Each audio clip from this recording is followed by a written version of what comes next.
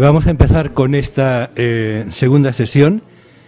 Soy Jaume Barceló, como me identifica, profesor de la Universidad Politécnica de Cataluña y director del área de TIC y movilidad del CENIT, que es el Centro de Innovación del Transporte, un centro de investigación sobre el transporte dentro de nuestra universidad.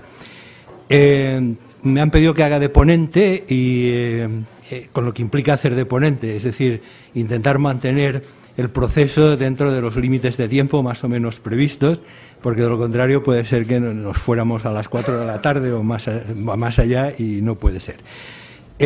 Con lo cual lo que quiero es informar a los miembros de esta ponencia de que intentaré hacer algún tipo de aviso cuando nos aproximemos a el tiempo límite para que sepan que tienen que terminar. Supongo que esta ponencia o esta serie de ponencias tienen un carácter que añade una información y datos complementarios a las que han venido anteriormente. En la anterior hemos oído hablar, se han mencionado en un momento u otro por parte de los ponentes, se han mencionado tres elementos. Se ha hablado mucho de datos, se ha hablado muchísimo más de información y algunos han mencionado hasta el término conocimiento. Esto me ha recordado, muchos de los que peinamos canas, posiblemente recordaremos uno de los hombres mágicos del rock de los años 60-70, que era Frank Zappa, y tenía aquella fantástica canción de Joe's Garage, en la cual decía aquello de data is not information, information is not knowledge, and knowledge is not wisdom.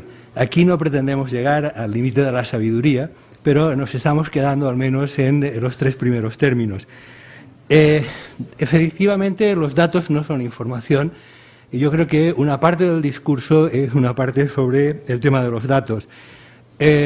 Lo que me sugiere es que en muchos de los planteamientos parece que se dé por supuesto de que esos datos existen, los tenemos. Una cosa es tener muchos datos y otra cosa es si esos datos son los datos que necesitamos y de la forma que los necesitamos. Yo creo que aquí no es solamente una cuestión de cantidad, que también, pero hay la cuestión de cuál es la calidad de esos datos y sobre todo dónde, cuándo y de qué manera obtenemos esos datos. Ha habido una referencia en el caso de Madrid cuando se ha aludido a los cerca o más de 3.000 sensores distribuidos por la ciudad, pero con un objetivo fundamental para los propósitos que se perseguían, que era el de la información para los sistemas de control de tráfico. Pero en estos momentos resulta que se empieza a pensar en otro uso, y ese uso es para la información de tráfico. Y entonces resulta que aquellos sensores que en su distribución podían ser más o menos adecuados a la función que se pretendía, dejan de serlo para las otras funciones. Entonces, de aquí la pregunta de si tenemos todos los datos que necesitamos para toda esta otra serie de funciones y dónde, cuándo y cómo tendríamos que obtenerlos. Hemos hablado mucho de la información y todos hemos estado de acuerdo en la necesidad de esa información y se ha abundado en las diferentes tipologías y atributos de esa información, pero hemos dicho muy poco sobre cómo se genera esa información. Y aunque ha habido en algunas de las ponencias algunas alusiones a esa información en tiempos de recorrido como la información fundamental para el usuario primario, entendiendo que era el usuario que va conduciendo su vehículo, en algún momento se ha aludido a la utilización de esa información por parte de los gestores de las redes de tráfico para una mejora de la gestión, y se han aludido a diferentes aspectos, desde los enrutamientos hasta la promoción de la multimodalidad, etcétera, etcétera. Pero claro, la cuestión es cómo se genera esa información. Y ahí es donde yo creo que tendríamos que pasar de la información al conocimiento. Creo que solamente con una manera de saber cómo se ha de utilizar esa información se puede generar ese conocimiento para las dos funciones complementarias que se han mencionado.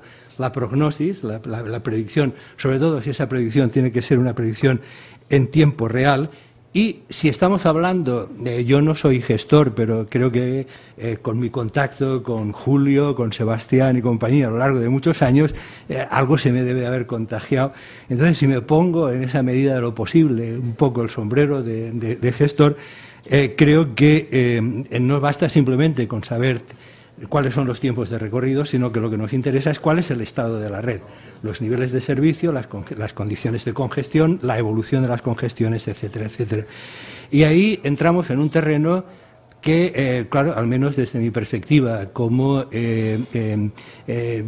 persona vinculada a un centro de investigación del transporte, me gustaría mencionar, y es que se trata de generar una información sobre algo que no es observable, y esto plantea una serie de retos, al menos desde el punto de vista de la investigación, y creo que también desde el punto de vista de sus aplicaciones prácticas, que son bastante interesantes. Y tras este pequeño comentario, pues entonces pasemos a las ponencias. La primera ponencia será la de, un momento que recupere mis papeles, será la de Francisco Sánchez sobre sistemas cooperativos aplicados a la información de tráfico. Francisco Sánchez es licenciado en Ciencias Físicas y máster en Ingeniería del Software por la Universidad Politécnica de Cataluña. En el año 91 inició su carrera profesional en el sector de automoción en la empresa SEAT, en la que trabajó durante 14 años, ejerciendo diversos puestos de responsabilidad en el ámbito de la investigación y el desarrollo. Entre ellos fue responsable del Departamento de Electrónica Avanzada y del Centro de Innovación HMI, supongo que es el Human Machine Interface, ¿no? En el año 2005 se unió al centro, al CETAC, al Centro Tecnológico de Automoción de Galicia, como director de innovación, y desde marzo de 2009 es el director de Electrónica y Sistemas Inteligentes de Transporte. A lo largo de estos 19 años ha participado y dirigido numerosos proyectos de I+D+I, tanto a nivel nacional como europeo, en el ámbito de la electrónica y los sistemas inteligentes de transporte. Te avisaré cuando entremos en la fase crítica. Tienes la palabra. Si ponemos la presentación.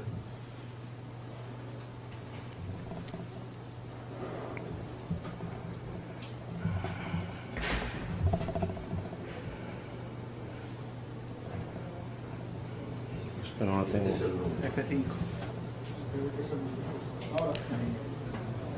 Muy bien. Bueno, pues yo voy a aprovechar la introducción que nos ha hecho esta mañana el presidente de ITS España, donde nos ha puesto una foto de la evolución de los sistemas de información y ha hablado del futuro de los sistemas, y dentro de las líneas de futuro una de ellas eran los sistemas cooperativos, y eso es de lo que yo voy a hablar. Y en este sentido voy a seguir los puntos que tenemos en esta transparencia. Primero, para enmarcar lo que son los sistemas cooperativos, pues quiero hablar de la evolución del automóvil, de la evolución del vehículo en relación con las tecnologías ITS. Después describiré muy brevemente lo que son los sistemas cooperativos, para pasar a presentaros un proyecto que estamos haciendo en Galicia en cooperación con la Dirección General de Tráfico, proyecto de Sistemas Cooperativos Galicia, y terminaré con unas conclusiones para remarcar aquellos aspectos que me parezcan más relevantes de la presentación.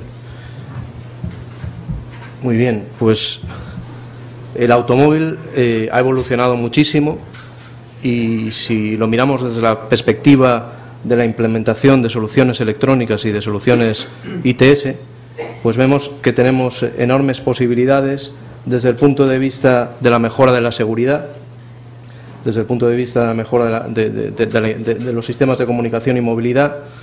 También hay una actividad muy grande en cuanto a lo que es la conducción eficiente desde el punto de vista medioambiental.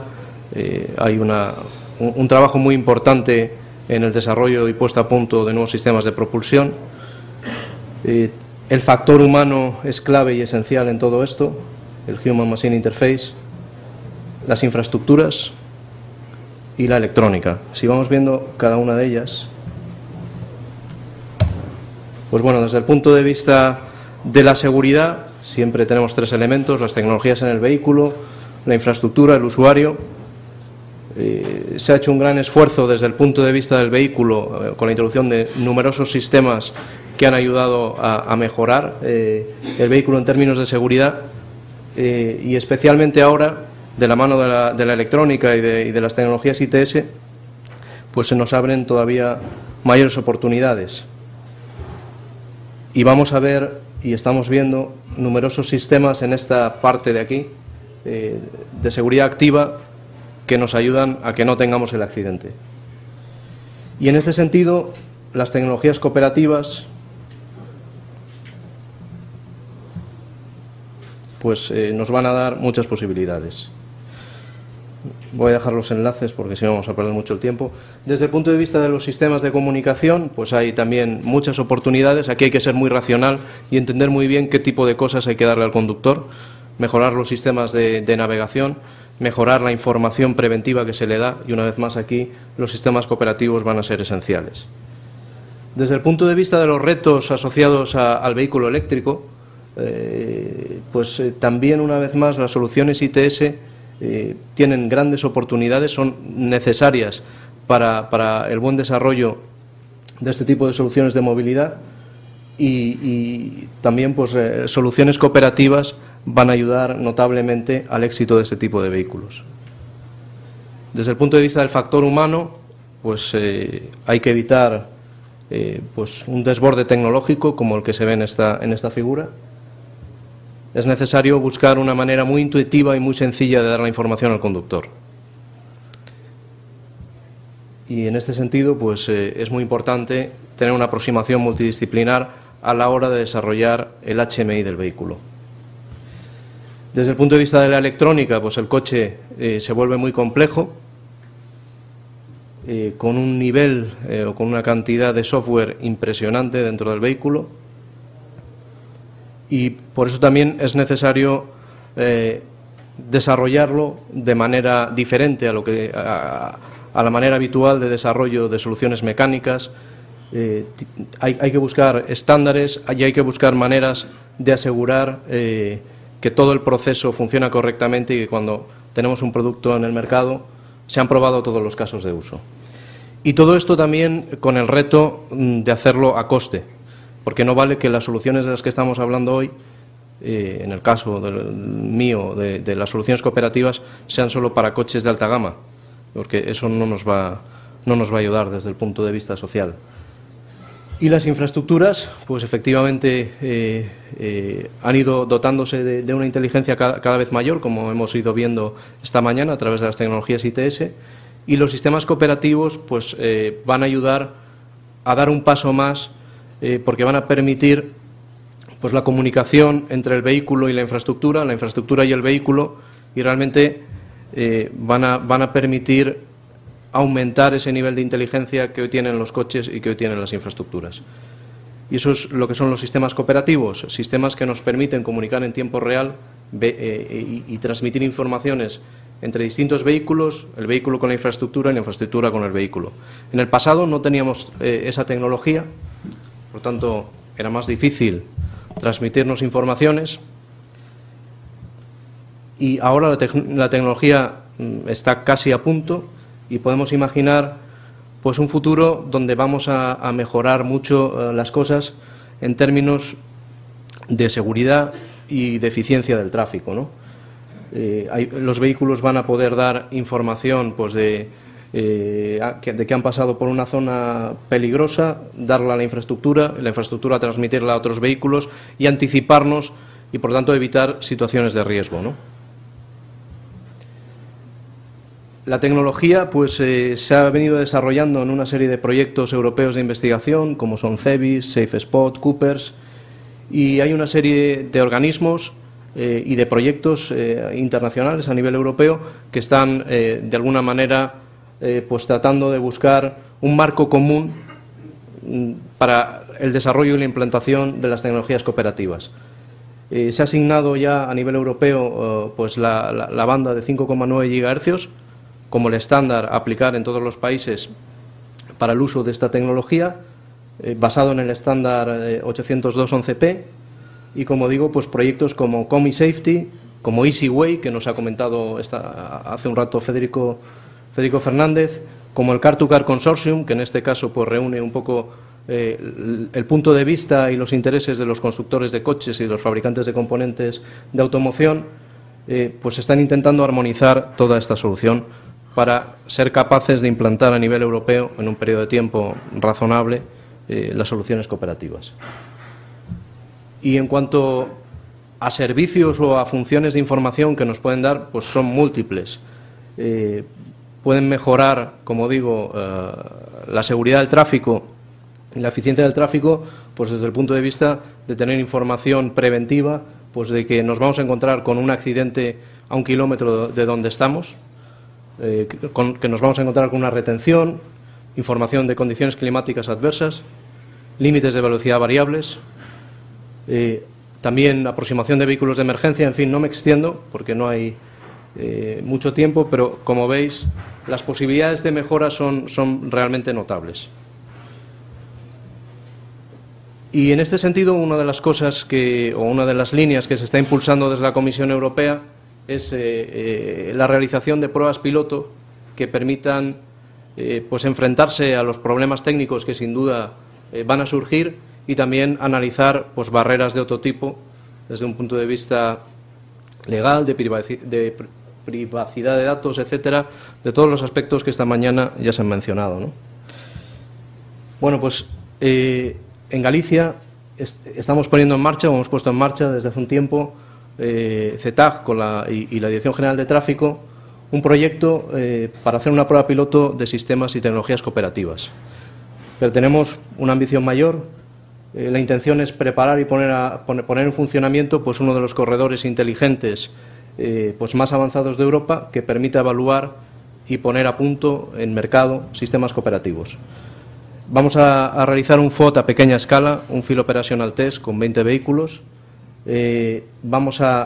con el objetivo de evaluar el impacto que estas tecnologías, de una manera real, con datos reales, el impacto en términos de mejora de la seguridad y la eficiencia del tráfico.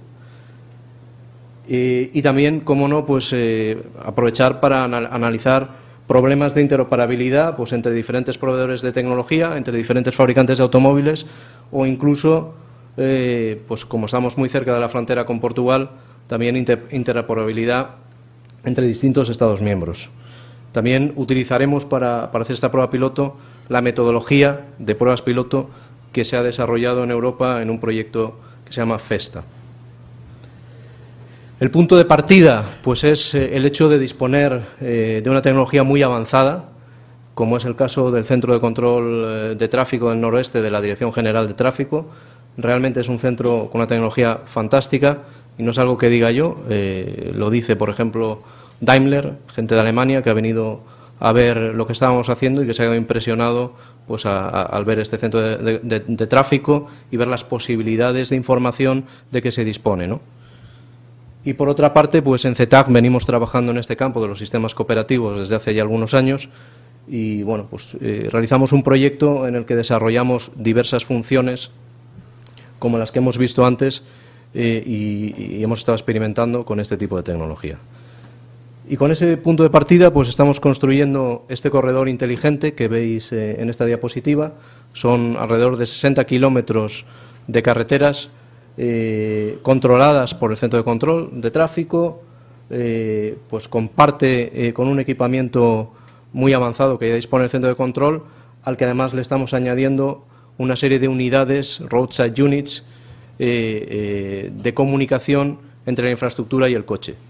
Todo ello está unido a través de una red de fibra óptica, con lo cual se puede disponer de la información prácticamente en cualquier punto de todo este corredor, ¿no? Intentamos pues cubrir diferentes tipos de carretera y diferentes tipos de situación, entrada a ciudades. Hay zonas donde de vez en cuando, con una cierta frecuencia, hay trabajos en la carretera, zonas donde la velocidad tiene que ser moderada, túneles. Ahí estamos en Galicia, pues en ocasiones tenemos condiciones climáticas adversas. Por las mañanas en algunas partes de este corredor suele haber niebla. Y como os digo, pues bueno, el Centro de Control de Tráfico pues realmente está muy bien equipado y va a permitir monitorizar en tiempo real pues la mayoría de las cosas que están pasando en la carretera y va a poder dar información a estos 20 coches de prueba de la situación de cómo están las cosas, ¿no? Y por otro lado, los vehículos también van a dar información al centro de control de tráfico para complementar esa información rica que ya tienen de por sí, ¿no? Desde el punto de vista de los vehículos y de los conductores, pues son 20 vehículos equipados con una unidad de comunicación, equipados también con un sistema de localización GPS, con mapas digitales, de Navtec, por cierto, y también pues con capacidad de comunicación UMTS desde el centro de control o desde el centro de pruebas que tenemos en CETAG, de tal manera que vamos a tener en todo momento monitorizados por los parámetros del vehículo, ¿no? Y por otra parte, pues queremos hacer una prueba real con conductores reales, entonces son conductores no profesionales, reclutados pues a través de una base de datos que tenemos en CETAG, donde habitualmente hacemos pruebas de este tipo, y que nos va a permitir analizar sus pautas de comportamiento ante la información cooperativa preventiva que van a recibir, de tal manera que podremos entender si realmente conducen frenan ante una situación de peligro y reducen su velocidad. Vamos a tener datos reales para saber realmente el beneficio que estos sistemas nos pueden dar, ¿no?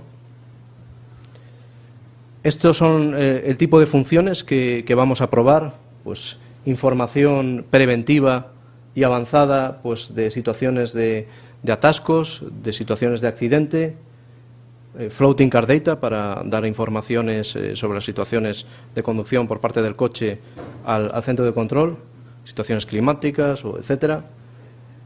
Vamos a trabajar también con conceptos de límites de velocidad variables, informaciones de trabajos en la carretera, informaciones de condiciones climáticas adversas, también desde el punto de vista de la eficiencia, pues recomendaciones de ruta alternativa cuando hay atasco, por ejemplo, en una de las entradas hacia la ciudad de Vigo. Ese es el tipo de cosas que vamos a probar. Como os comentaba, pues estamos siguiendo la metodología europea para pruebas de campo, para Field Operational Test, una metodología que se llama FESTA, donde de entrada se analizan pues cuáles son los casos de uso que se quieren probar, qué datos son los que quiero obtener al final del estudio, cómo voy a medir, qué variables voy a utilizar para conseguir esos datos, y a partir de ahí, bueno, pues se va construyendo todo la prueba piloto y estamos siguiendo esa metodología, ¿no? En estos momentos, pues durante el año 2010 hemos trabajado en la metodología, hemos trabajado en la preparación del corredor inteligente, en la preparación de los vehículos, y a finales del primer trimestre del próximo año iniciaremos la prueba piloto, que finalizará en el año 2012. Y aquí tenéis pues algunos ejemplos de pruebas iniciales que estamos haciendo. Este es un ejemplo que hemos hecho en CETAG primero, de aviso de una situación pues de congestión o de un vehículo que está parado. Estamos recibiendo esa información en nuestro vehículo, con lo cual sabemos que nos vamos a encontrar con una situación de riesgo y podemos moderar nuestra velocidad, reducirla y estar atentos a esa situación que efectivamente después nos vamos a encontrar. Y aquí tenemos ya otro ejemplo, este sí, dentro del corredor inteligente, donde tenemos un aviso de accidente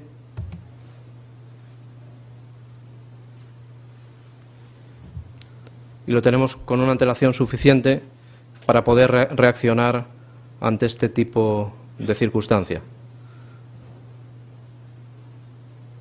Estos son pruebas reales donde estamos, como os comentaba, pues poniendo a punto la tecnología.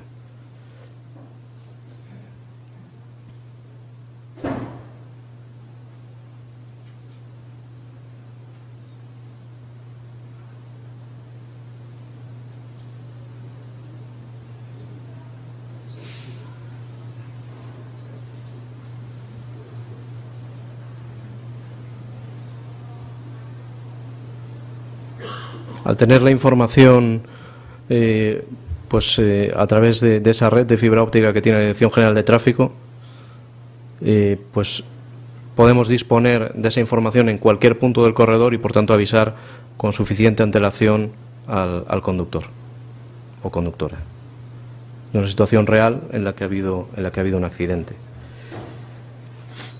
Me acaban de avisar que tengo solo 5 minutos y yo creo que voy a utilizar menos. Voy a ser muy obediente y muy aplicado.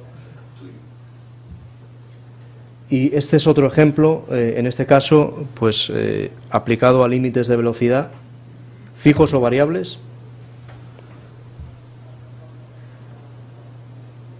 Las unidades en la infraestructura nos avisan pues de que entramos en una zona donde el límite de velocidad es de 80 km por hora y es una información que vamos a recibir en el vehículo,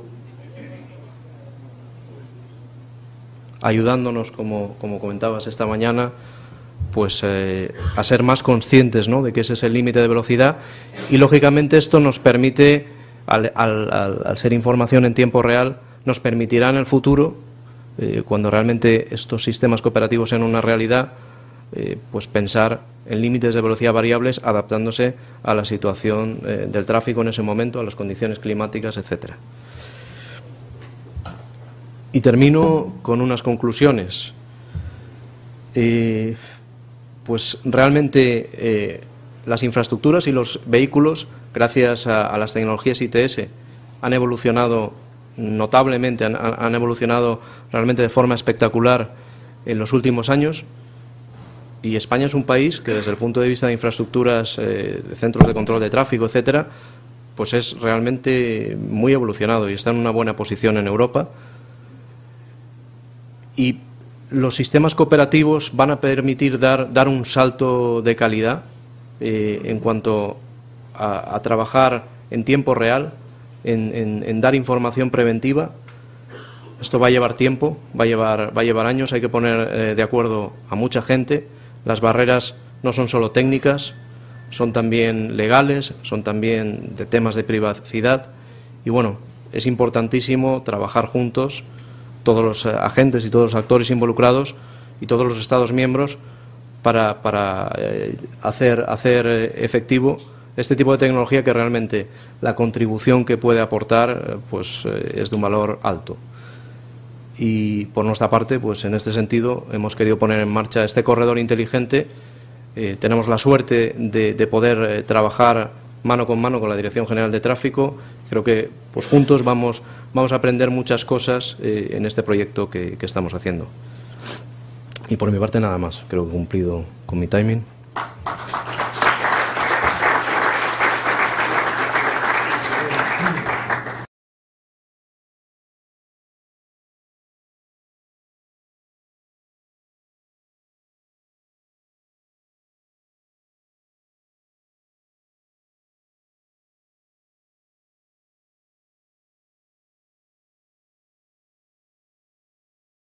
En 1997, NASA de Estados Unidos ha enviado este robot o esta máquina a Marte. Este robot se llama Mars Pathfinder. ¿Por qué NASA ha enviado este robot? Su objetivo está muy claro. Esto es para explorar e investigar Marte. Porque en esta época no sabíamos nada sobre Marte, qué hay. Ahora tampoco no sabemos muchas cosas. Si hay, por ejemplo, agua o bichos, o a lo mejor existe estas cosas. No sabemos todavía. Por tanto, continuamente NASA está enviando este tipo de robot. Esto es Mars Global Surveyor. Esto, Mars Explorer. O esto, Mars Phoenix Lander. Obviamente, cada vez más, este tipo de robot es complejo. Es decir, este Mars Phoenix Lander de 2005 es más complejo que Mars Pathfinder de 1997. Sin embargo, desde el punto de vista de funcionamiento, especialmente cómo se mueve cada uno de los robots, es mismo. Es decir, el proceso de tomar una decisión para moverse de cada uno es el mismo. principio de todo, lo que hace es mide su entorno a través de los sensores que tiene cada uno. Por ejemplo, este Mars Pathfinder tiene cámara delante y esta cámara mide exactamente dónde están las piedras y cuántos hay. Muy detallado, muy precisa.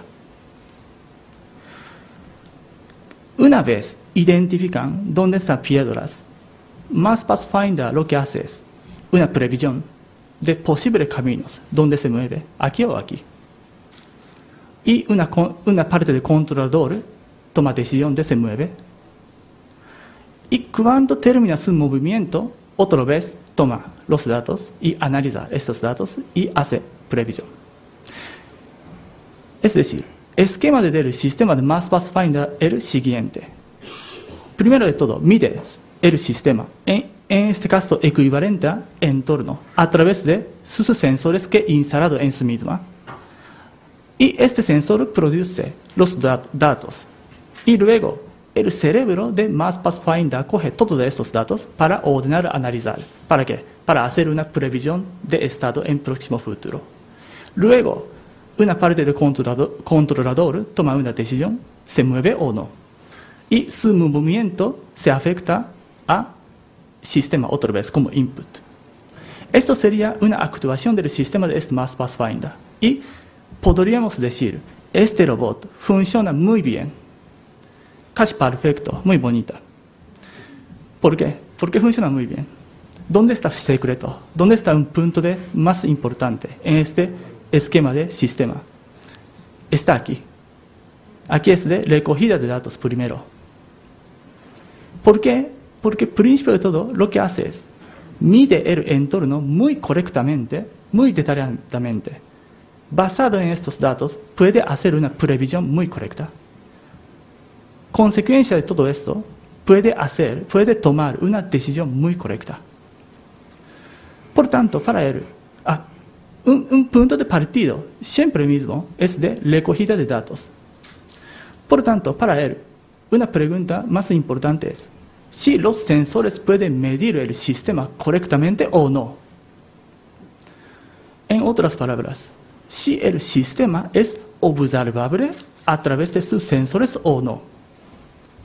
Esta pregunta es más importante para él y también, interesantemente también, es importante para nosotros. ¿Por qué? Porque este esquema de sistema de Mars Pathfinder podría adaptar a nuestro sistema que estamos interesados ahora. Es decir, esto es sistema de tráfico. Normalmente lo que hacemos es, tenemos unos puntos de medida como estación de toma de datos. Y los sensores de área pueden generar los datos de tráfico, pero estos datos no es completo, no es perfecto. Entonces necesitamos identificar los errores o faltantes de datos dentro de base de datos. Esto se llama proceso de filtrado y compresión de datos. Después de todo esto, lo que podemos hacer es una estimación y predicción de estado de tráfico a través de modelos de tráfico. Con esta estimación, lo que podemos hacer es tomar decisión de estrategia de control y gestión, como control de intersecciones o control de velocidades. Este esquema es mismo que este robot. Y en este sentido, podemos decir siguiente cosa. Si podemos medir nuestro entorno correctamente, podríamos hacer una previsión correcta. Consecuencia de todo esto, podríamos tomar una decisión correcta. Pero hay gran diferencia entre nuestro sistema de tráfico y Marte. Primero de todo, nuestro sistema de tráfico en ámbito urbano tiene mayor dimensión. Y también podríamos decir más complejo que el Marte. Segundo punto es más crítico. El objeto que tenemos que medir en nuestro caso son vehículos que se mueven. En este caso de Marte, ¿qué? Es la piedra, no se mueve. Qué suerte, ¿no? Abajo de todo esto, la pregunta interesante es siguiente. ¿Podemos controlar el tráfico adecuadamente con una sensorización inferior y más imprecisa? En otras palabras, ¿los sistemas de tráfico son observables? Vamos a ver ahora. En realidad tenemos muchos tipos de sensores ahora mismo para coger datos de tráfico, pero podríamos dividir en dos tipos de sensores. Uno, sensores pasivos. Segundo, sensores activos. Sensores pasivos que hay, por ejemplo, Espira, famosa Espira. Datos que puede generar Espira es, primero, número de coches, ocupaciones o velocidades medias. En caso de Barcelona, tenemos más o menos 300 puntos de medida a través de Espira. ¿Qué más? CCTV. Este es videocámara. Datos que puede generar videocámara es, primero, número de coche, ocupación y velocidades medias. Y también podríamos saber las condiciones de la calle a través de visión. Y también, si esta cámara es un poco más inteligente, podríamos saber el tiempo de viaje entre punto y punto a través de información de matrícula. Hay más sensores dentro de sensores pasivos como microondas o magnetómetros. En contrario, ¿qué hay sensores activos? Tenemos ahora localización automática de vehículos como Prove Vehicles, o esto es Floating Car System. ¿Qué es la Prove Vehicles? La idea es muy sencilla. Donde podemos medir el tráfico es donde hay sensores en este momento. En este caso, aquí. No podemos medir donde no hay sensores. En este caso, este punto azul. Por tanto, alguna persona piensa, si consideramos un coche como un tipo de sensor que puede generar informaciones, ¿qué pasa? Es decir, coche se mueve en la ciudad, así. Y también este coche se mueve. Por tanto, si instalamos algunos sensores interesantes dentro de este coche, probablemente podríamos saber los datos de tráfico en varias calles. En este caso, no son puntuales como cámara o Espira, aquí, no. Una forma lineal, muchos más datos. Esta es la idea básica de Prove Vehicles. En caso de Japón, se utilizan 1500 taxis con Prove Vehicles 2004 en la ciudad de Nagoya y han realizado algunos mapas interesantes. Este es una mapa de congestión en tiempo real. O este es el mapa de velocidad de los coches en la calle en tiempo real. O esta es una información meteorológica en tiempo real a través de sensor limpia para brisas. Eso. Este es un caso de Prove Vehicles. Vale, ¿qué más? Tenemos dialogar con el vehículo equipados como caso de V2I, vehículo de infraestructura. O podemos identificar un dispositivo a borde de un vehículo equipado, como en este caso como tag o Bluetooth, famoso sensor de Bluetooth de Pitcairn, por ejemplo. Bien, una vez sabemos cuáles son los sensores adecuados, siguiente paso que tenemos que considerar es dónde tenemos que colocar los sensores. Es decir, el tema de ubicación de los sensores. Este punto es muy importante, aunque mucha gente ignora este punto. Por ejemplo, si queremos reconstruir este camino, o este camino, ¿dónde tiene que colocar los sensores? Exactamente aquí. ¿Por qué? Por razón de matemática o estadística. No puede ser aquí. No, tiene que ser aquí. Esto se llama una optimización de distribución de los detectores. En CENIT, en este momento estamos haciendo una propuesta de distribución de detectores en el ensanche de Barcelona a través de un algoritmo nuevo, combinando el modelo y asignación dinámica de tráfico. En este caso hemos propuesto que 30 detectores nuevos más que 70 existentes. Estos números pueden cubrir todo el ensanche. Este tema también estamos haciendo un proyecto dentro de Infomo. Este es un programa Avanza. En este caso, piloto, donde podemos hacer es ensanche de Barcelona. Y datos disponibles son 70 espiras de Ayuntamiento de Barcelona. En este caso, cogemos intensidades y ocupaciones agregadas cada 5 minutos. Y también los datos de Bluetooth a través del sensor de Bluetooth de Pitcairn es disponible. En este caso, tendremos conteo del número de vehículos equipados y medidas de velocidades y tiempos de viaje muy precisas entre sensores. También cogemos 200 taxis equipados GPS como Floating Car System. Hasta ahora estamos hablando aquí, plataforma tecnológica sobre sistema de recogida de datos. Entonces, con estos datos, ¿qué hacemos? Siguiente paso. Buena pregunta. Siguiente paso es tratamiento, filtrado y fusión de los datos.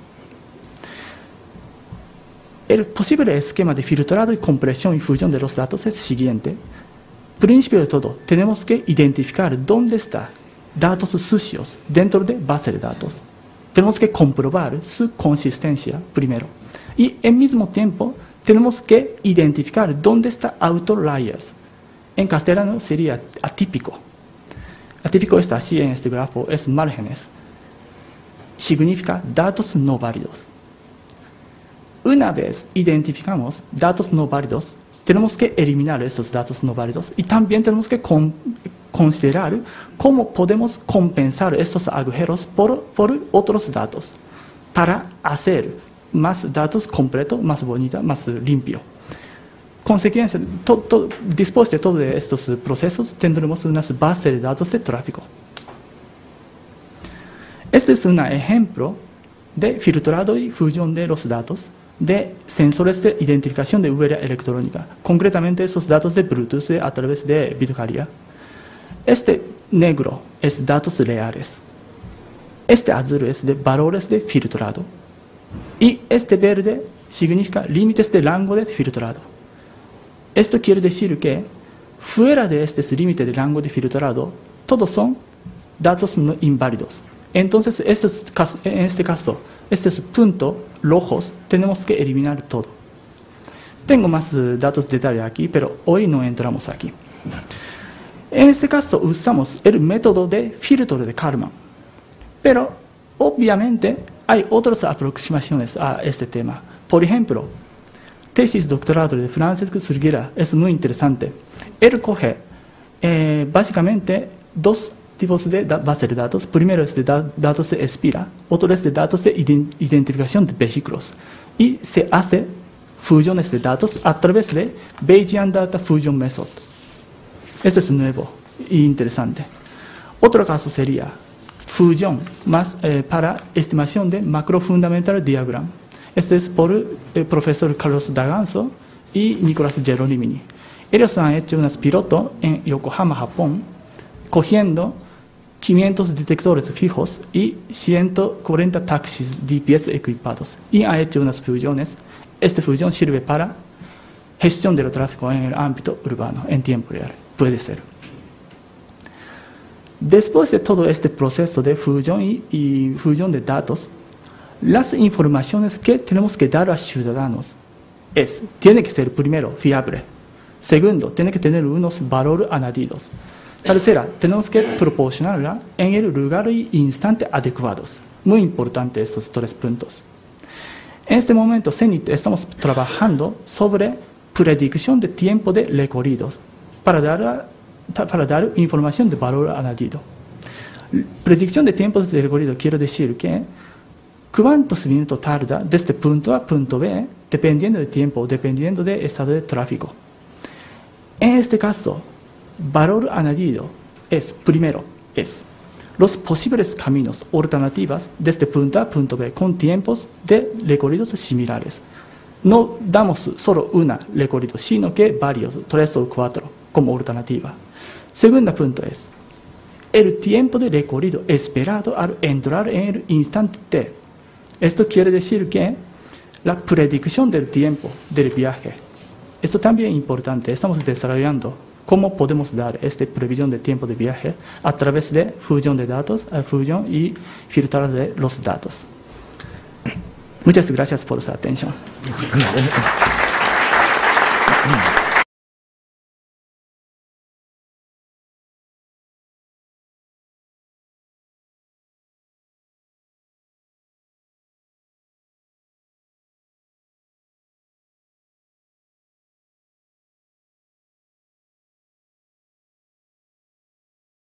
Mi participación hoy tiene que ver con un aspecto que espero que complemente a mucho de lo que se ha dicho hasta ahora, tiene que ver con la difusión.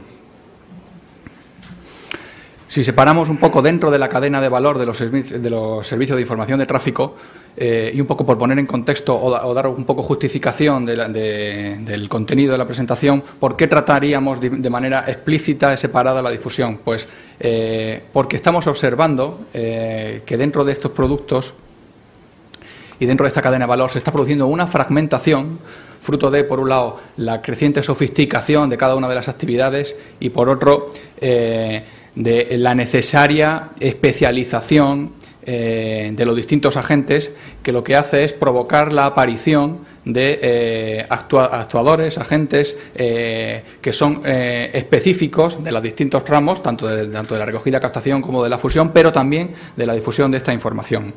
Una difusión que además observamos que posiblemente acumule un número más elevado de competidores, de participantes, en la medida en que se trata del fragmento, del segmento de esa cadena de valor que incorpora menores necesidades de capital y que, por lo tanto, tiene unas barreras de entrada inferiores. De ahí que sea previsible que se produzca una mayor cantidad de competidores, de cantidad de agentes que, aprovechando esas inferiores barreras de entrada, hagan actuación y participación y, además, exploten economías de alcance en la medida en que podemos considerar la difusión o la información de tráfico como un contenido que puede incorporarse a un juego de contenidos que algunos de estos agentes incorporen.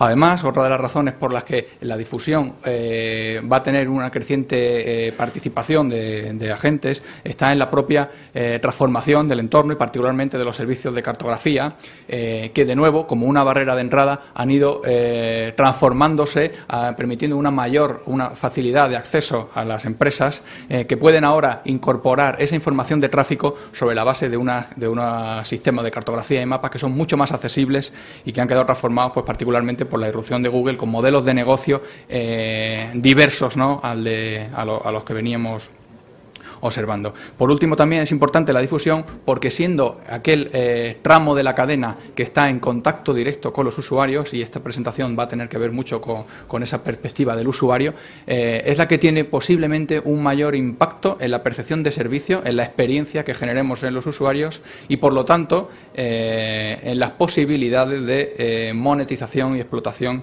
que tengan estos servicios.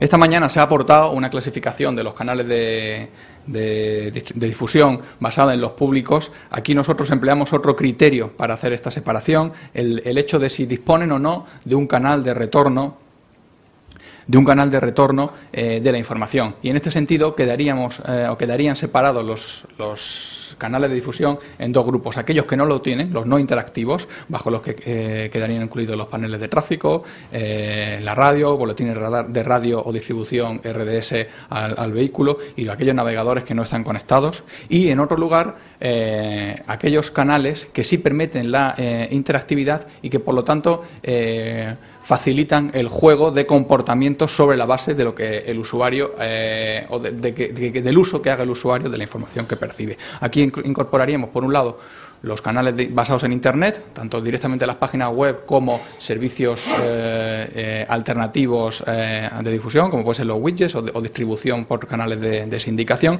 y también las redes móviles, que a su vez van a dar lugar a tres juegos de difusión: la basada en SMS o en mensajería, la basada en aplicaciones y, por tanto, en el Internet móvil, y, por último, la basada en la conexión de dispositivos, lo que se viene a llamar Machine to Machine o reducido M2M.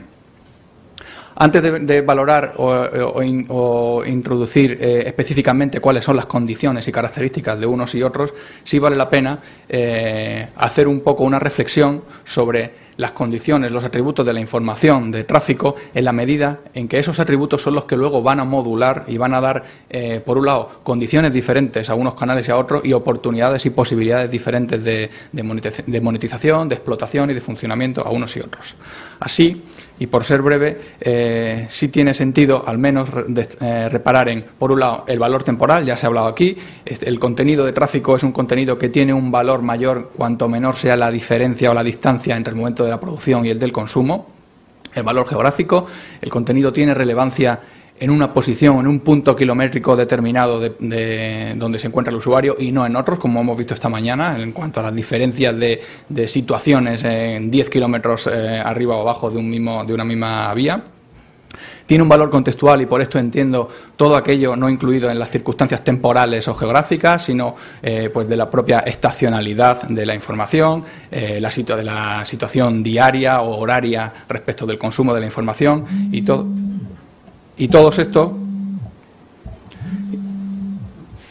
todo esto tiene a su vez efecto e impacto en las posibilidades de segmentación, de personalización, de ajuste de esa información al usuario y muy relacionado con esto a las posibilidades, al valor que el usuario perciba en estos servicios y el uso que haga de ellos.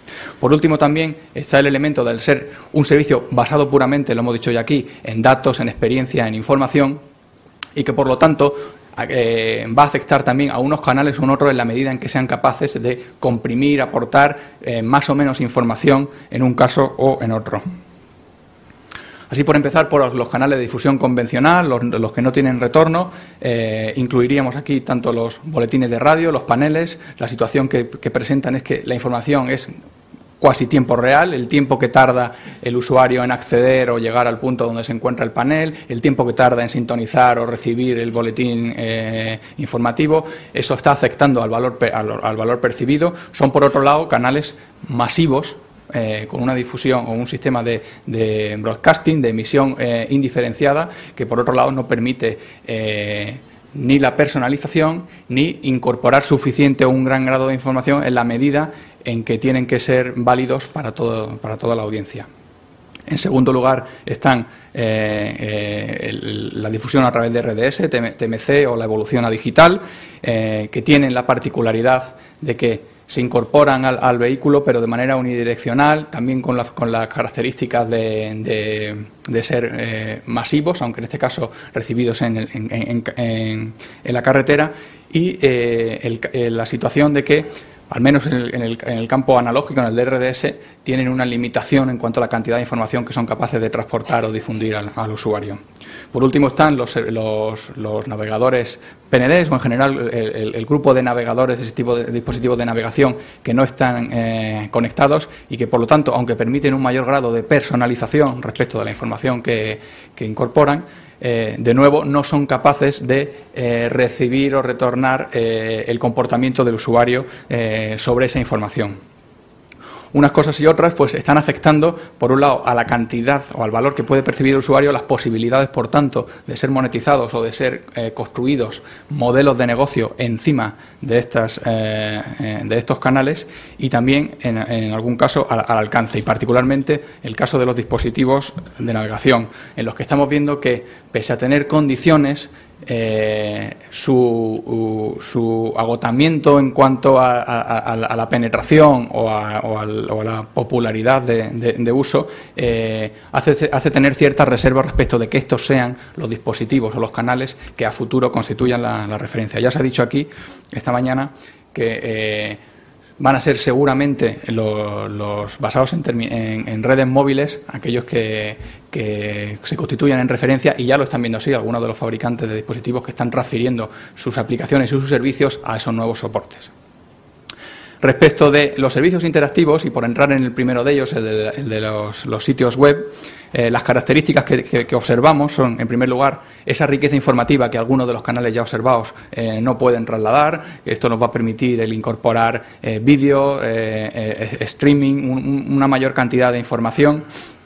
Tienen también la particularidad de que son anteriores a la conducción. Esta mañana se ha hablado aquí de son previaje. Yo aún diría que no solo son previaje, sino también quizá posviaje, es decir, la idea de los proveedores de servicios de información sobre páginas web debería ser también la de conseguir una participación o una implicación del usuario tras el trayecto, de modo que esa capacidad de interactividad quede realmente enriquecida por la experiencia y no solo por la planificación.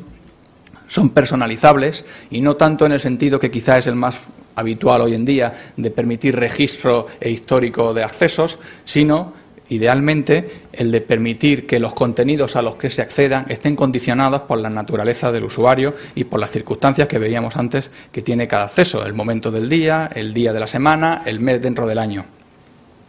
Es un consumo bajo demanda el que se hace en este tipo de servicios. Es un consumo en el que el usuario tiene que acceder a la página web para acceder, de ahí que no siempre sea fácil conseguir la atención del usuario, aunque existen fórmulas, modos para tratar de trascender un poco el mero alcance de la página web, como pueden ser pues la incorporación de widgets en el escritorio de un usuario o el uso de sistemas de sindicación que permitan plantear o llevar los contenidos no solo a la página web de explotación. Incorporan también un componente social, o al menos lo pueden hacer, y estamos viendo que crecientemente está ocurriendo, y aquí ya también se ha mencionado esta mañana el componente psicológico del uso de la información de tráfico. En ese sentido, el componente social, la participación, la compartición de experiencias, de información, en la medida en que aporta una credibilidad específica de las fuentes respecto de lo observado, tiene también un valor importante a la hora de conseguir implicación del usuario, en este caso con los servicios o con el sitio web. Y tienen un problema particular o genérico de Internet, que es una fuerte inercia hacia la gratuidad. Hoy en día lo que se consume por Internet está en general explotado o a través sobre fórmulas de publicitarias, y el usuario tiene una renuencia a pagar, una predisposición negativa a pagar por este tipo de servicios. Por tanto, quizá la posición que podemos observar o atribuir a los servicios de información de tráfico que residen en web es la de complementar de una manera eficaz, en la medida en que aportan toda esta riqueza y estas capacidades de personalización a otros canales de información de tráfico que sí puedan consumirse durante la conducción. Y para complementar adecuadamente, a nuestro juicio, lo relevante y el camino está en ser capaces de mejorar en la contextualización, en el modo, en el conocimiento del usuario que hace uso de estos servicios. Así es importante, por un lado, ver cuál es la frecuencia de uso o la manera de aproximarse del usuario a este tipo de servicios. En un trabajo realizado hace unos meses con el RAC, conjeturábamos sobre dos segmentos diferentes de usuarios. Por un lado, aquellos que tienen una mayor implicación con la carretera, no necesariamente profesionales, aunque también, pero simplemente aquellos que tienen mayor uso o directamente una mayor afinidad con servicios de carretera, para los que pueden encontrar un mayor valor en contenidos anejos a los del puro tráfico, como manera de fidelizarlos y conseguir una repetición de comportamiento y una mejor experiencia. Y por otro lado, los usuarios casuales, que tienen un acceso o una necesidad de información de tráfico de manera puntual y muy condicionada, pues por la meteorología de un momento particular o por las condiciones específicas de un caso. De nuevo también, y avanzando en la propia contextualización, podemos ver cómo, y esto está hecho sobre un análisis inicial de las audiencias de algunas de las páginas de información de tráfico más relevantes, como es la de la DGT o la de ADAC o ANWL en Holanda, en Alemania y Holanda, respectivamente. Vemos que son usuarios los que hacen el consumo de este tipo de información, que por un lado en muchos casos son commuters, son usuarios pensando desde el trabajo, pensando en el trayecto desde la oficina al trabajo o a la inversa, que son varones, que tienen un nivel de educación o están sobre representados respecto de los mayores niveles de educación respecto del resto, y que tienen unas edades entre 35 y 45 o cercanas. Como digo, el manejar esta información es la manera en que los proveedores, los explotadores de servicios de información alrededor de la web pueden aportar un valor diferencial que les permita en algún caso construir modelos de negocio, y en todo caso el de complementar más efectivamente a otro de los canales, que es el que tiene camino de convertirse en el canal de difusión de referencia para los servicios de información de tráfico. El gráfico que ven ustedes ahí es un... Se le disciplinó. El gráfico que ven ahí explica, dentro de la distribución y comercialización de dispositivos con GPS incorporado, cuáles de ellos son móviles y cuáles no. Y lo que podemos ver es que hoy en día los sistemas que permiten la localización, es decir, que llevan GPS, son mayoritariamente móviles, y además son los que están creciendo de una manera más intensa. Entre los que no están entre los móviles siguen siendo dispositivos de consumo, como cámaras, MP3, electrónica de consumo, que está también crecientemente incorporando posibilidades de geolocalización.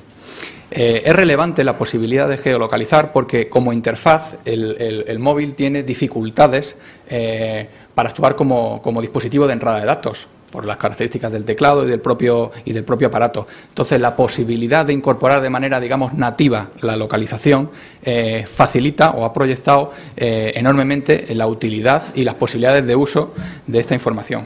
¿Qué otras características tienen los terminales? Pues aquí, de nuevo, haríamos una separación entre lo que se conoce como feature phones, los teléfonos ordinarios, y los smartphones como la nueva generación que incorporan capacidades de ejecución de aplicaciones que no vienen necesariamente incorporadas desde un inicio. Entonces, los teléfonos más ordinarios tienen aún así una capacidad diferencial, como es la posibilidad de enviar alertas, de hacer un push, de llegar al usuario en el momento relevante. Esto lo pongo en relación con el punto inicial de importancia de la temporalidad. El RAC es un ejemplo de una construcción de un servicio de alertas de mensajería que llega al usuario en el momento en que necesita la información, por lo tanto no espera a que el usuario acceda. Accesos también por voz, que tiene la cualidad de ser generalizados, de ser conocidos por todo el mundo. Favorece la monetización en el sentido de que no existe ese condicionamiento del usuario a no pagar por los servicios, o al menos no existe en tan gran medida como sí ocurre en Internet. Favorece la personalización. Sabemos que una persona, un teléfono, es factible hacer esa asociación. Y además los smartphones, sobre todo esto, añaden la posibilidad de ser interactivos, de recuperar un retorno, la posibilidad de transmitir mucha información, gracias a la popularización de las tarifas planas que ha permitido el utilizar como sondas a esos terminales. Y la capacidad de ejecución de aplicaciones, en algunos casos muy avanzadas, que es lo que está dando también, lo que permite a muchos fabricantes de dispositivos de navegación el empezar a utilizar como plataformas de funcionamiento estos servicios. Las aplicaciones son una evolución dentro del smartphone del acceso a ese tipo de servicios, en los que, y por ser breve, quiero concentrarme en la necesidad que van a tener este tipo de aplicaciones de ajustarse en términos de interfaz a las necesidades de accesibilidad y de usabilidad por parte de los usuarios, pues por ejemplo incorporando sistemas de reconocimiento de voz que permitan compatibilizar con la conducción el uso de estas aplicaciones, el hecho de que al ser instalados cambien en cuanto a los iconos y por lo tanto se hagan visibles y que permitan la monetización, por tanto, en la medida que aportan más valor a este tipo de servicios. Paso rápido sobre esta diapositiva es simplemente ilustrar cómo desde el lado de aplicaciones sociales y aportación del usuario sí vamos a observar también impacto en la medida en que se consuman y se distribuyan los servicios. Y por terminar, hacer la mención de que la competencia que tiene el teléfono móvil, el smartphone, como canal de difusión de servicios está en la misma red celular y está a través de otro tipo de servicios, los que antes llamaba M2M, como canales de difusión. En este ejemplo, esta ilustración que hace Ericsson sobre la evolución de las conexiones, vemos que el crecimiento va a venir de entre las máquinas conectadas y dentro de este crecimiento los estudios hacen la predicción de que son aquellos relacionados con conectividad entre vehículos en el sector de automoción los que van a experimentar un mayor intensidad de evolución. Ahí tenemos ilustrado esa evolución. La telemática, como digo, está todavía conformándose. Aún no están claros los modelos de operación que van a triunfar, si van a ser smartphones incorporados al teléfono, si van a ser centros de funcionamiento dentro del propio vehículo. Pero lo que sí está claro es que hasta el 2009 5 fabricantes habían incorporado telemática. En el 2010 han sido 4 los que lo han hecho y para el 2011 otros 4. Realmente lo que estamos es observando una transformación de este área como elemento de interactividad y conectividad usuario-proveedor. Y con esto ya pido perdón por los 12 segundos de más.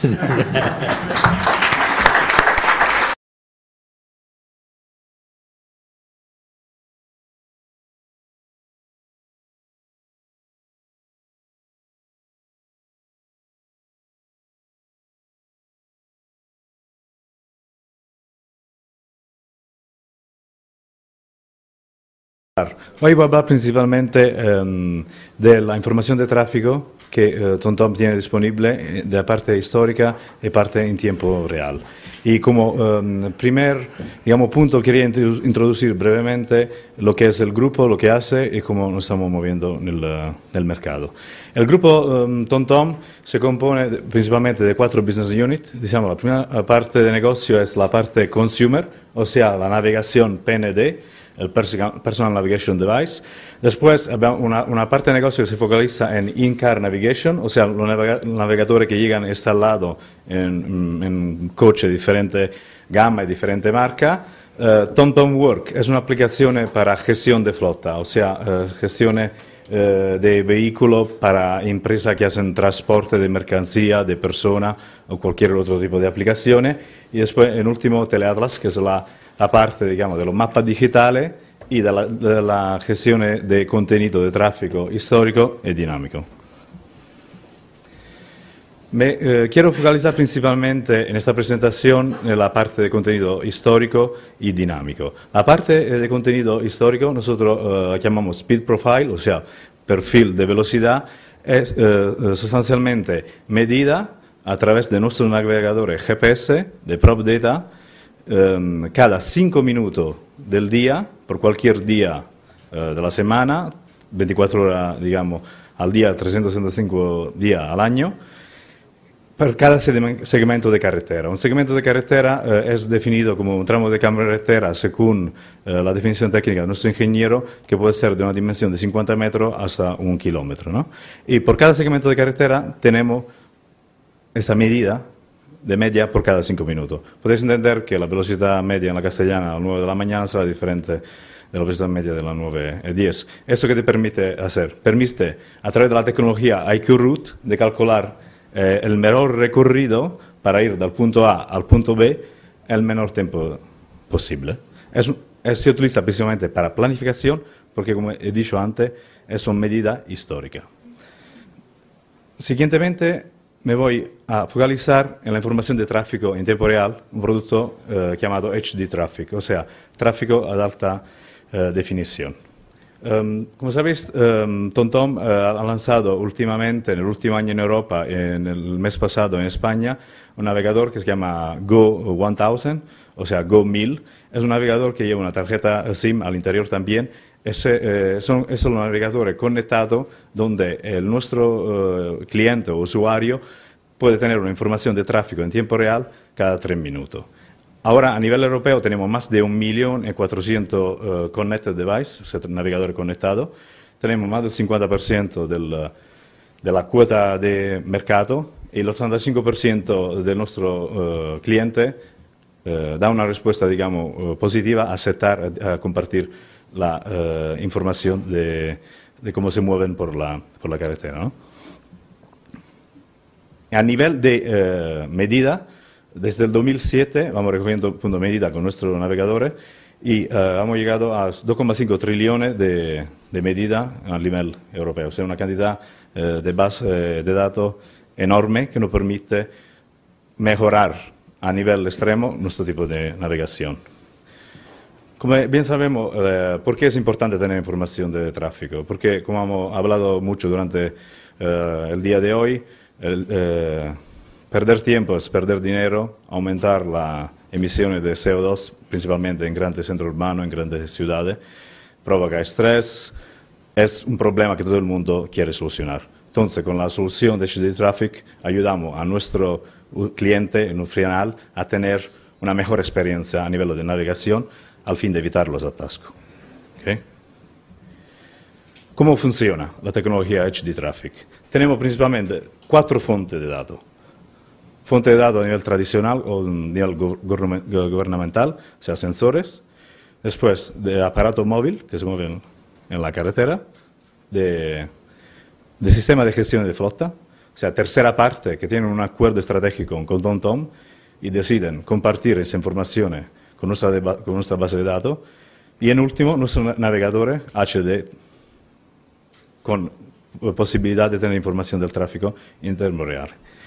Toda esa información es fundida, se comprueba, hay un sistema muy complicado de ingeniería de algoritmo en nuestro centro de tráfico en Ámsterdam, y sea una información de tráfico en tiempo real actualizada cada 3 minutos al usuario que navegan con un TomTom Dash de tráfico. Nella parte de licensing business to business utilizamos también esa información, esa base de datos en tiempos dinámicos para, digamos, hacer proyectos estratégicos con otra empresa o también con administraciones centrales, ¿no? Para ayudarlo a gestionar de forma mejor la infraestructura y el tráfico. Lo que hemos creado entonces son productos específicos, a veces también a medida de nuestro cliente, para gestionar el tráfico. Un ejemplo, en la ciudad de Ámsterdam tenemos un acuerdo con el Ayuntamiento de Ámsterdam para visualizar en el centro de tráfico que tienen el tráfico en tiempo real utilizando nuestra base de datos de tráfico en tiempo real. Es principalmente el pantallazo que ves ahí y te indica en tiempo real cada 3 minutos cómo fluye el tráfico de una parte a la otra de la ciudad a cualquier carretera.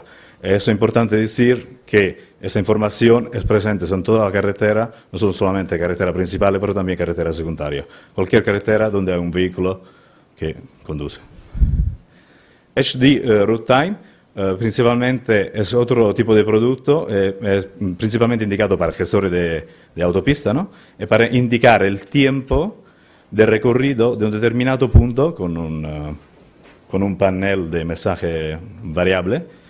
¿Cuántos minutos faltan para llegar de este punto donde está el cartel hasta una destinación, por ejemplo, el aeropuerto de Schiphol en Ámsterdam, o recorrer una ruta alternativa y también tener la indicación del tiempo de viaje? Aquí podemos ver que si sigue por la carretera A10 son 20 minutos, la carretera 9 son 20 minutos, ¿no? Entonces, siempre está funcionando con nuestra base de tráfico en tiempo real. Es un ejemplo siempre en un ayuntamiento que está en la parte sur de Holanda.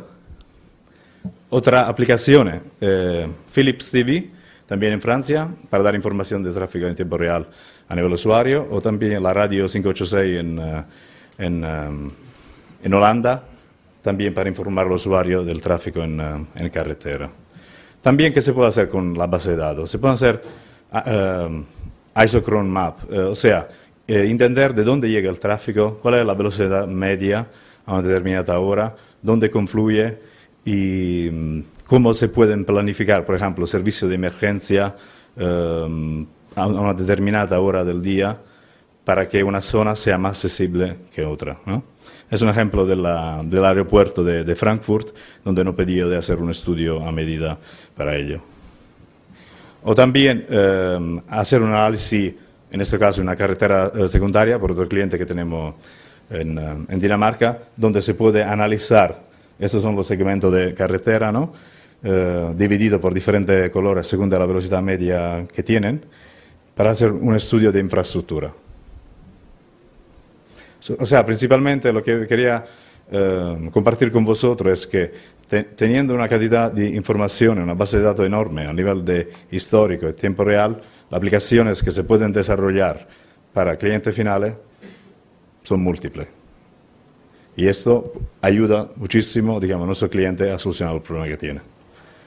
Pues muchas gracias, yo he terminado.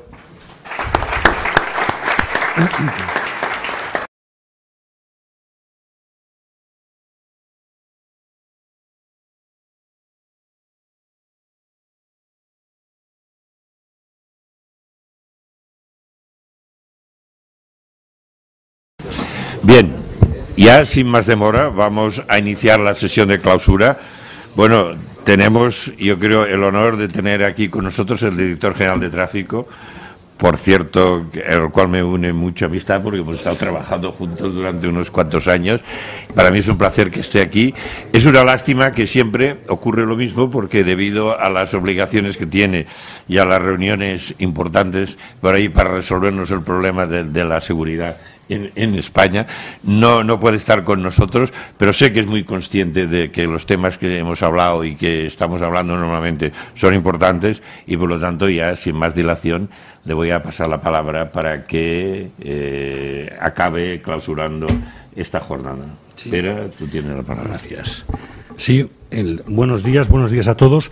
me he puesto un reloj que es GPS, porque me ha dado la impresión de que para venir aquí, en fin, para el tema de las telecomunicaciones y demás era lo más adecuado. Entonces, en fin, las utilidades son relativas, pero bueno, pero el GPS va y funciona, y además funciona. Bueno, en primer lugar, me imagino que vienen un poco los reconocimientos. Uno, ahora hacía tiempo que no estaba aquí en la sede del RAC en Madrid y quería hacer un público reconocimiento al Real Automóvil Club de Cataluña yo creo por su compromiso desde hace ya muchos años con los temas de movilidad, con todos los temas de seguridad vial, con todos los temas que afectan de una u otra manera al sector del automóvil. Decirles que en Europa envidian la colaboración de los automóviles clubs que tenemos en España, es decir, que no siempre la situación es como aquí, que todos vamos remando en la misma dirección, sino que no es inhabitual que hayan confrontaciones y conflictos entre los automóviles club y el gobierno. Yo creo que la Fundación, sobre todo, ha hecho un gran trabajo en difundir cultura de movilidad sostenible, de movilidad segura por todo el territorio nacional. Yo recuerdo un estudio que hicisteis sobre jóvenes y seguridad vial, probablemente sea el mejor estudio que yo recuerdo que se ha hecho en este país sobre el problema de los jóvenes y la seguridad vial. Y luego es verdad que nos une ya una cierta, en fin, hace años que colaboramos. Voy a hacer una confidencia. Recuerdo yo que en Barcelona teníamos un problema que estaban llenas las aceras, tú lo viviste, las aceras estaban llenas de motos. Bueno, teníamos que intentar que las motos bajasen del estacionamiento de la acera a la calzada. No era fácil, pues los motoristas son muy suyos, había que hacerlo bien y demás. No, pero toda la vida hemos estado estacionando en las aceras, que nos quieren hacer bajar a la calzada, al final nos acabarán haciendo ir al parking de pago y subterráneo, y aquí encontramos la ayuda del RAC. Lo hicimos conjuntamente, hicimos un plan conjuntamente, íbamos haciendo los estacionamientos en la calzada, poníamos entonces la señal poco a poco, la señal de prohibido estacionar las motos en la acera, y así poco a poco fue funcionando. Otra confidencia. Alguna vez que teníamos algún proyecto complicado, de que había que cambiar de sentido una calle, les aseguro que si hay algo, una decisión sensible, es decir, esta calle que siempre ha ido en esta dirección, ahora va a ir en esta otra dirección. Es verdad que lo teníamos estudiado y esto teníamos muy simulado con los simuladores, y lo veíamos claro, sí, pero si sale Juli García o el ayuntamiento diciendo que aquella calle tiene que cambiar de sentido, conflicto.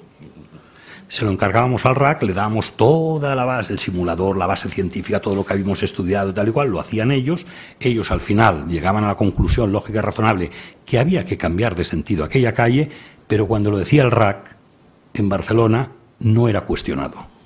Con lo cual, un poco, en fin, que nos íbamos complementando y ayudando unos a otros. Tenía autoridad moral que no sé por qué extraña razón, ni tú ni yo teníamos cuando nos dirigimos a los ciudadanos, y el estudio lo teníamos bien hecho, pero no era lo mismo que saliera el RAC a que saliera el ayuntamiento. Pero en fin, felicitar un poco por la iniciativa de la tribuna de movilidad. Yo de tecnologías de información del tráfico y de logaritmos y todo esto sé poco, pero me dejarán que me explaye un poco sobre el tema de movilidad, sobre la tribuna de la movilidad.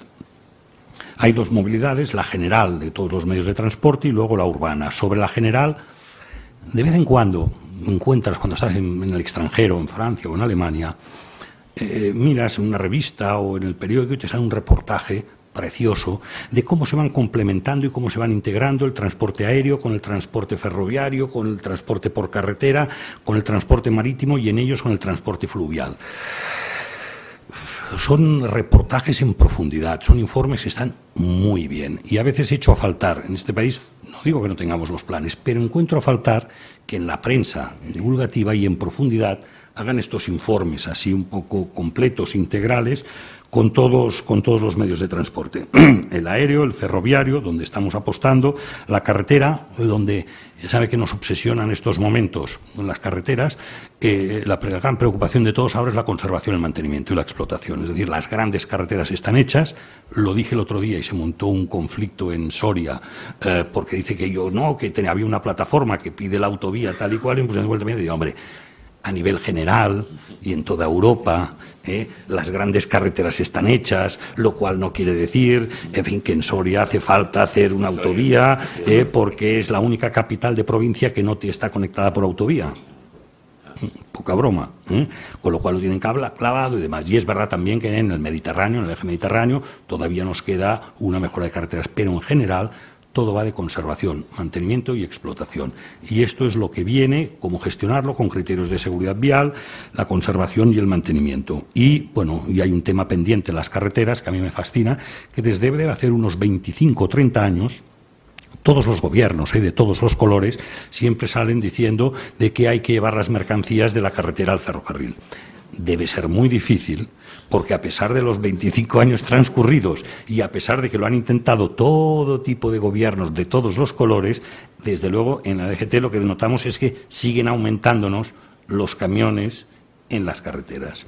También en términos proporcionales, no solo en términos absolutos, sino incluso como proporción del total.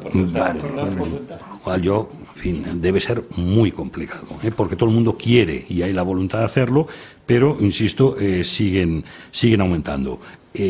Uno envidia el transporte fluvial que tienen en Alemania, en Francia o en el centro de Europa, donde ves unos porcentajes de mercancías que va todo por los ríos. Igual, bueno, nosotros no tenemos ríos navegables. Sí. Y luego movilidad urbana. Lo digo, esto lo hemos comentado alguna vez. Atención, porque, primero, las ciudades son uno de los grandes activos de este país, de cualquier país. Uno tiene la impresión de que llevamos 25 años hablando de comunidades autónomas y que, atención, por las ciudades están en primera línea y son las que atienden las necesidades del ciudadano. Atención, porque en la Unión Europea el 72% de la población se concentra en las ciudades. El 85% del Producto Interior Bruto de la Unión Europea lo generan las ciudades. Y la ocupación, desde luego la ocupación intensiva, está en las ciudades. Y la competitividad de las ciudades se juega en el terreno de la movilidad. Las que resuelvan bien los problemas de movilidad serán mucho más competitivas de cara al futuro que aquellas que estén rodeadas de una situación de congestión crónica. Por cierto, que ayer me pareció ver en el periódico una especie de ranking de ciudades en función del nivel de congestión y que estábamos viendo, ¿no? Madrid salía muy bien. ¿Sí? París, Ámsterdam, todo esto está muy peor. Con lo cual, en fin, lo pongo en valor que en un ranking de nivel de congestión salíamos, desde luego, bastante bien librados. Decía que esto es importante, creo que en estos momentos, en fin, toca hablar de la movilidad urbana, toca hablar de la movilidad sostenible y segura. En el 2007 la Comisión Europea aprobó el Libro Verde sobre la movilidad urbana. El 30 de septiembre del año pasado la Comisión Europea aprobó el Plan de Acción Europeo sobre Movilidad Urbana.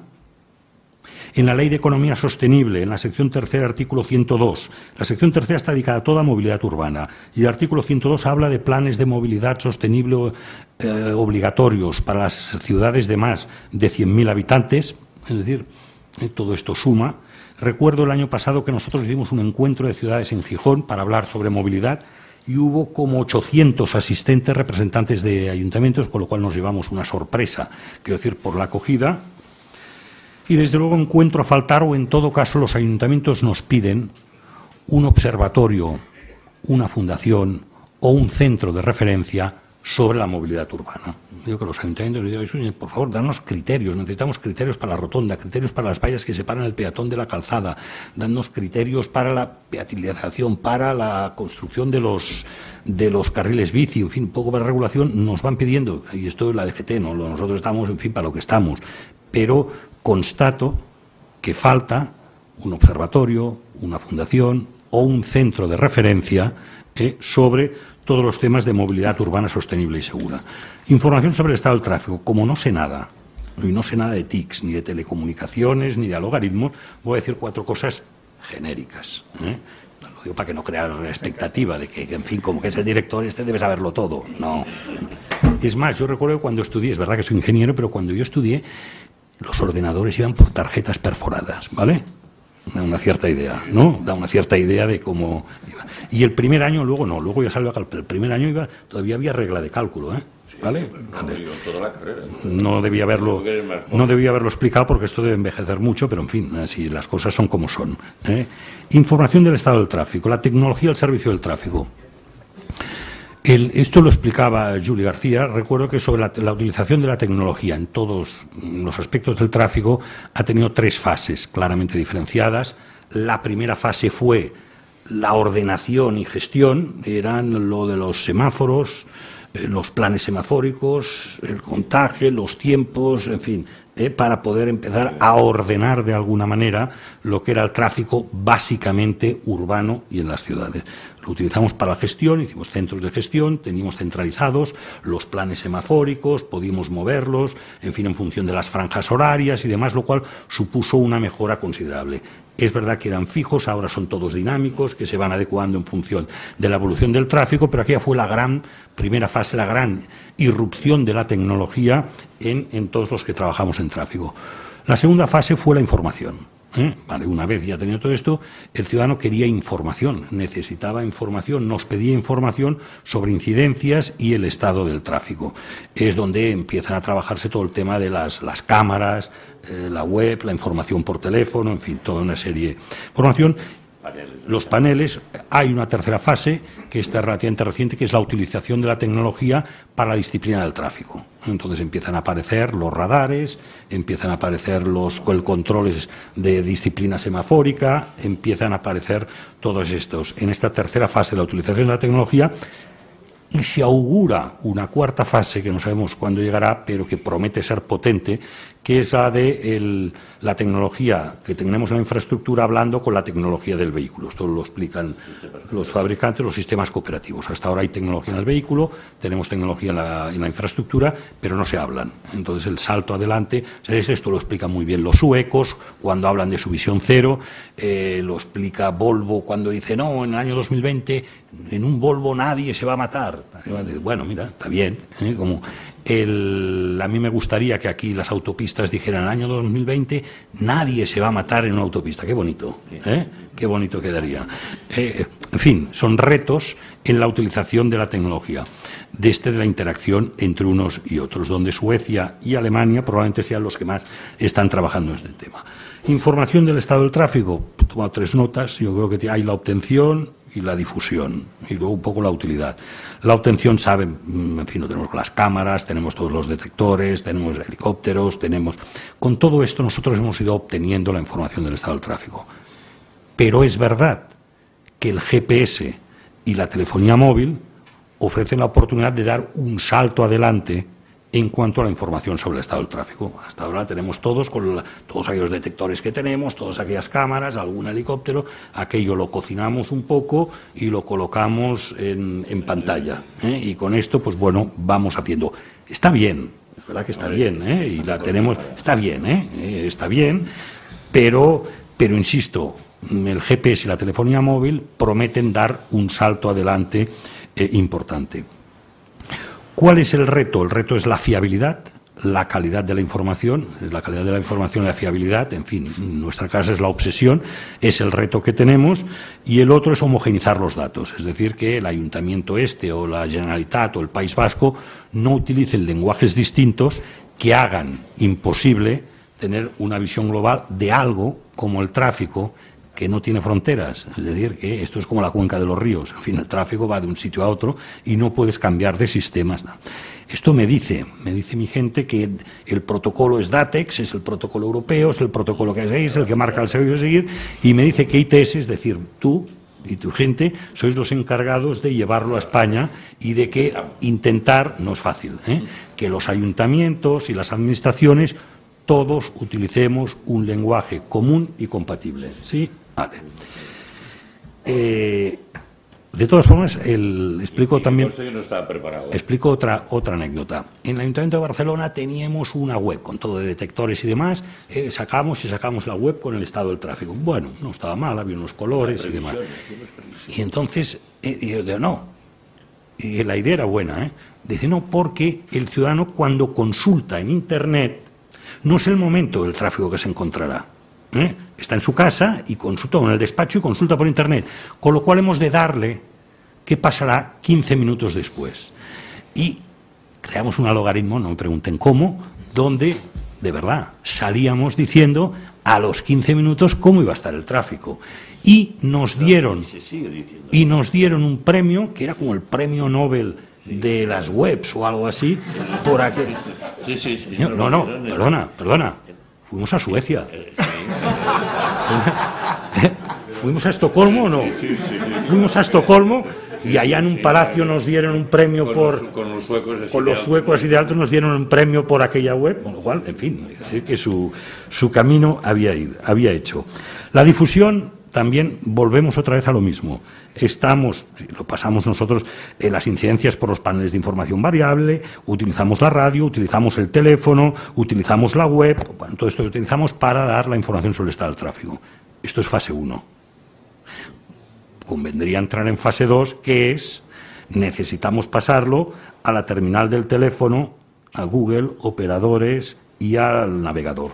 Es decir, estamos, insisto, por teléfono, por Internet, por la radio, todo esto lo estamos metiendo, pero el reto que tenemos ahora es cómo lo hacemos llegar a la terminal o cómo lo hacemos llegar al navegador. ¿Estáis en ello? Comenta el problema que tenéis en la DGT de los navegadores de distracción del conductor. Bueno, esto es una derivada. Pero es un buen ejemplo un poco de las tecnologías. Salen los navegadores son extraordinariamente útiles, en fin, te evitan mucho, como le llamamos aquellos desplazamientos, movimientos innecesarios. El tráfico de agitación.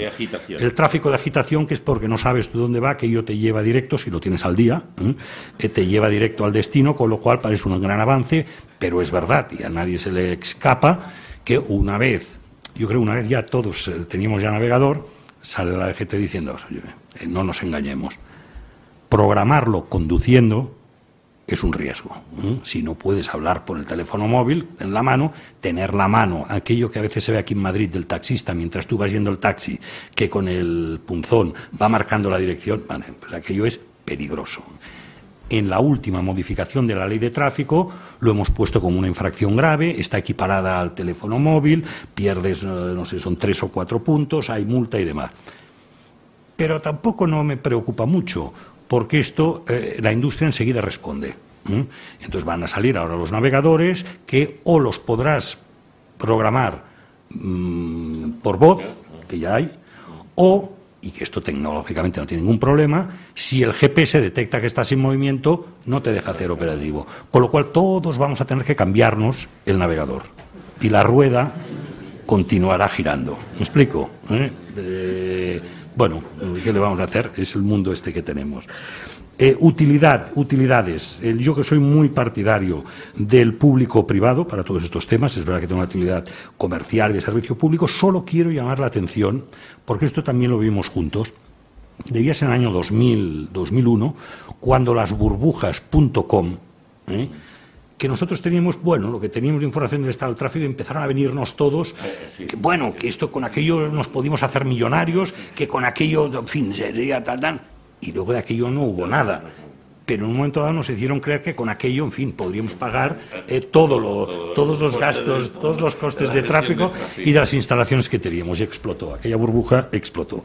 Pero es verdad que hay un espacio aquí público-privado, es verdad que nosotros en la infraestructura tenemos la obligación de ponerla a disposición del público, tenemos la obligación de poner la información la más fiable y la más completa y la de mayor calidad a disposición general, pero luego es el operador particular el que puede tratarla para usos particulares. Es decir, nosotros tenemos la obligación de darlo a los ciudadanos, pero si luego hay una empresa que para su flota de camiones quiere no sé qué, esto desde luego la administración aquí no va a entrar. Esto corresponde ya a operadores privados. Decirles que las empresas españolas de tecnología de tráfico son muy buenas, con lo cual estamos bien situados para atender estos retos.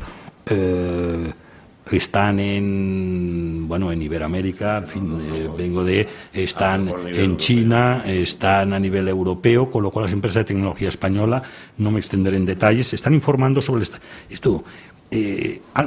Yo que recuerdo que alguien me ha dicho que la información sobre el estado del tráfico en la bahía de San Francisco la lleva una empresa española. Hay algo de esto. La lleva una empresa de tecnología española, que el 511 lo lleva Telven, la información sobre el estado del tráfico, atención, en la bahía de San Francisco. Con lo cual, en fin, no lo debemos hacer mal, que es un reto para todos, para el cual ofrezco el apoyo de la Dirección General de Tráfico. Creo que es un sugestivo proyecto y luego me permitirán que acabo con dos frases que no tienen mucho que ver, pero como que aquí todo es la velocidad de transmisión de datos y demás. Esta me la dijo el filósofo Manuel Reyes. Y él explicaba, dice, mire, la persona para vivir necesita del espacio y del tiempo. Son consustanciales para la vida de las personas. Debemos ir con cuidado porque la velocidad pretende romper el espacio y el tiempo. Me pareció que era un pensamiento sabio. Y luego el otro, que este es mucho más conocido, que es del doctor Gregorio Marañón, que decía ya a principios de este siglo, decía, está avanzando mucho, en fin, los avances científicos para todas las enfermedades. Dice, pero la prisa nos va a matar a todos. Bueno.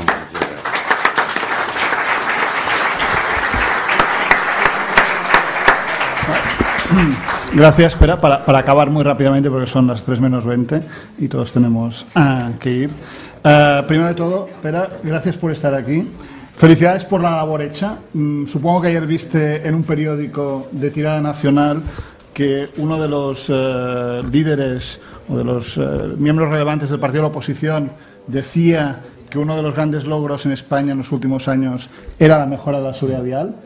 No sé si eso te preocupó, ¿no? Yo creo que está muy bien. Es decir, está muy bien que desde la oposición se reconozca que eso es así. Creo que en el fondo lo que está diciendo es que se ha logrado, y ahí has tenido un protagonismo importante, hacer de la seguridad vial una política de Estado, y eso creo que es muy positivo. Por lo tanto, felicidades por eso. Yo, a modo de resumen de la jornada que hemos tenido aquí, que ha sido muy intensa, me gustaría resaltar dos cosas. La primera, la ha dicho al principio Julio García, el tema de la intermodalidad. Es decir, la información de tráfico tiene sentido en la medida en que logremos integrar información respecto a distintos modos de transporte. Ese es un tema que está ahí, que está en parte pendiente y en el que hay que trabajar. La segunda idea, que también se refiere a la idea de integración, pero en este caso no de fuentes de información, sino de agentes, y las has mencionado tú al final, las PPPs.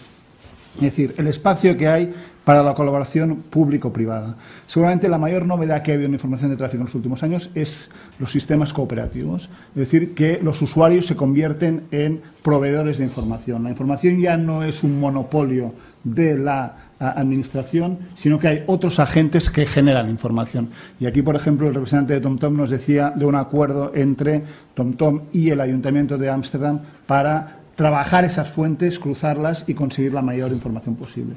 En España se está empezando a trabajar en este asunto, la colaboración entre agentes privados y las administraciones, ya sean centrales, locales o autonómicas, pero está claro que hay un campo por recorrer y que sería interesante que entre todos lo hiciésemos lo más rápido posible.